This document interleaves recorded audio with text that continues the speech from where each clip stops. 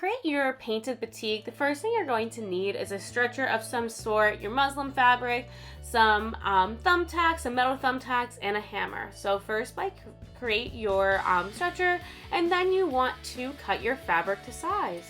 A tip to keep your stretchers together, just tape in both directions, but also use that as an opportunity to put your name.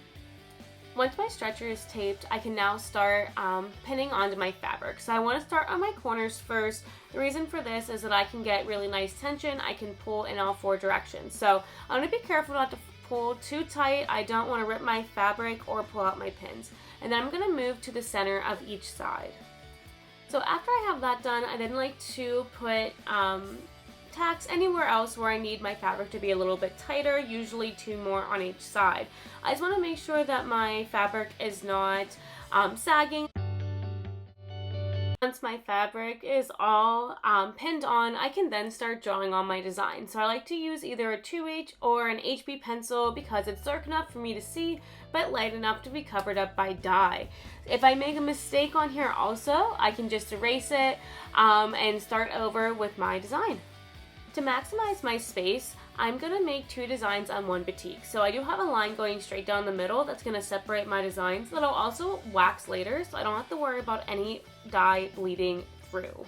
To help me remember what part is waxed and what part should not be waxed, I just like to add X's anywhere where I'm going to have dye. I never want to put an X where I'm going to put my wax on because I want to keep that the white of my fabric. I'm going to be creating 2 separate batiks, so I'm going to be doing the whole process over again, drawing it, and you can see here that my batik started to sag a little bit, so I definitely wanted to fix that before I got to my waxing part. So you can say I just pulled a little tighter and repinned it. For waxing, we use a beeswax, and we just use it in an electric skillet. So we cover our whole area with newspaper just to make sure that there's no spills, we ruin our countertops, and it's easy cleanup. I also have signs everywhere just to remind students to not put the wax over 200 degrees and to also make sure that they are always cleaning up after themselves. We use 2 different things to apply our wax. We use paintbrushes that are specifically marked for wax and also chauntings. Chauntings are a more traditional way of applying wax to batiks, but I definitely prefer a paintbrush over a chaunting, but I definitely encourage you to try both. You'll see I tried a chaunting in the video coming up, and if you make a mistake, no worries. When starting to wax, you're just going to turn on your wax, make sure it doesn't go over 200 degrees or else it could burn or it smells really bad.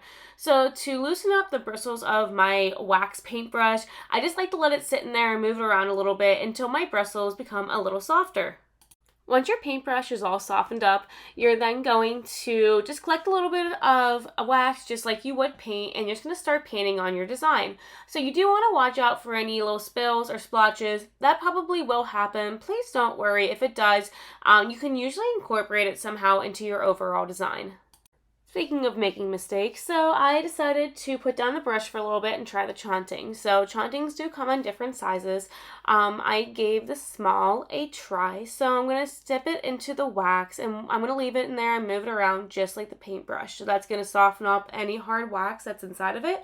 And then you just want to blow into the tip just to open up the opening just a little bit. Obviously, I blew a little bit too hard into mine. So I'm going to try it one more time. And I do get some really nice dots, but eventually I do make some little mistakes. Try it again, and I have a ton of dots where I did not want them to go. So at this point, I decided to empty out any extra wax and just move back to my paintbrush. So now I'm just pulling off a couple of those giant bubbles that I dropped onto my batik, and since they're wax, I can just throw them right back into my pot and they will remelt. So here I'm embracing some of those mistakes, some of the little dots that were uneven, and trying to even up my design. So I am taking all of those dots and making them into another thick line. So I'm also going to make a line going straight down the middle. The reason for this is I'm going to have 2 different designs with 2 different colors, and this is going to keep my colors from bleeding together. So remember, when you are waxing, you do not need a thick layer of wax. 1 layer will be just fine. If you build up those layers and make them super thick, you will be kicking yourself later whenever you have to then iron it all off.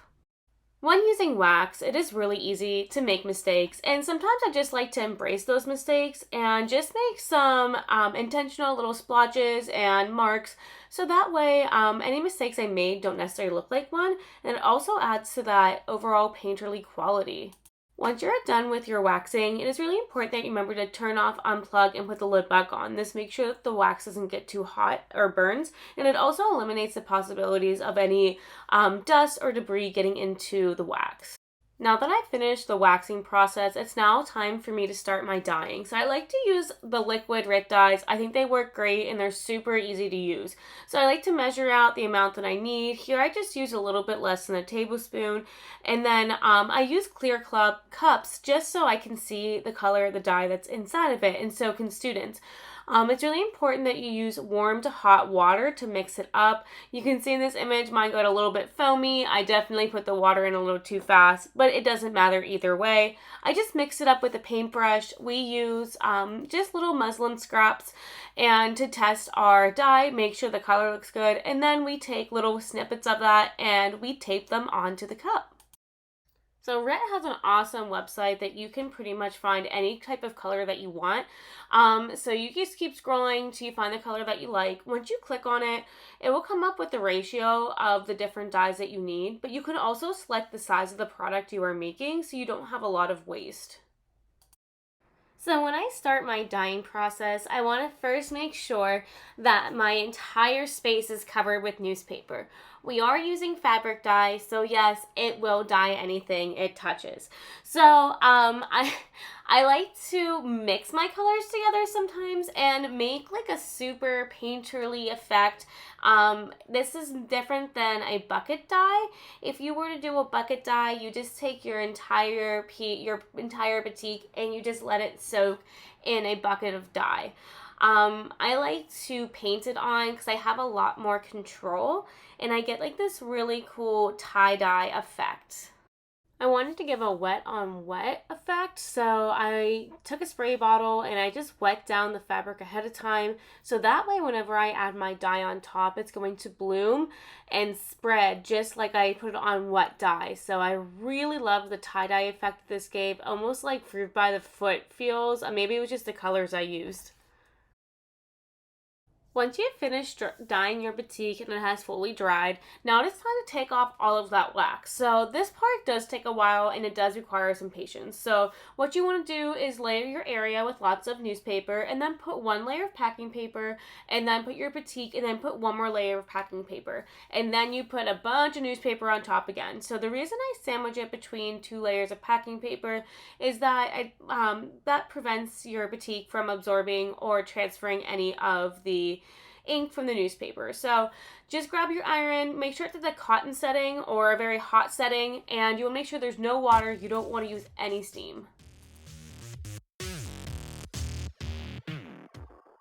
I like to peel out the paper and just check to see if the iron is hot enough or if I'm missing an area or anything like that. So when your paper starts to get super saturated, that's when you want to start to change. So now I think that my paper's absorbed a pretty good amount of wax. So now it's time to change. I'm just going to peel my batik off of my paper and I'm going to remove any newspaper or packing paper that has wax on it because I don't want to reintroduce that wax into my batik. So once you've done that, you're probably going to do this another 2 or 3 times, possibly 4 times if you have a lot of wax. Each time you change, just make sure that you put more newspaper and more packing paper. Okay, so here you can see I really got a lot of wax off of it now. But you can still see some discoloration in the white. So if your white still looks really yellow or a little foggy, that means that there's still a lot more wax in it. And you can also do a feel test. If you start to crinkle it up and it still feels really stiff, that means there's still a lot of wax left in it.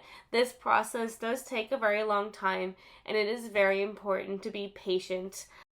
Now that my batik is finished and pretty much completely ironed out. I feel like I'm at a good stopping point and that this piece of fabric is ready for me to turn into just about anything I would like. So very exciting. This is a great way to add really cool designs to a regular piece of fabric.